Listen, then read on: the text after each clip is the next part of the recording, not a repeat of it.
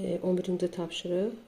Burada bizdə qüvvəmiz 78 Newtondur. Hərəkət istiqamətində yönəlibsə, hərəkət bərabər yeniləşəndir.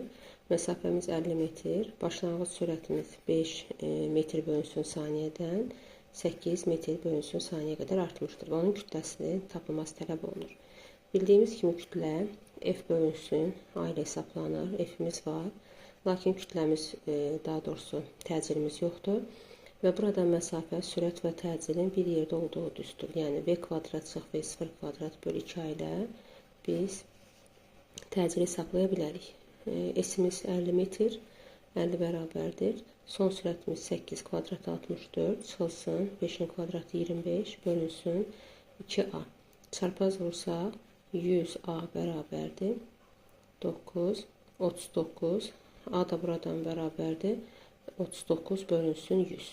Bunu belə saxlamaqda məqsədimiz yerinə qoyarkən ixtisar olunmasıdır. A-nın da yerinə 39 bölü 100 yazarıqsa, bu formada hesablasaq 2, yəni 200 kiloqram tapmış oluruq.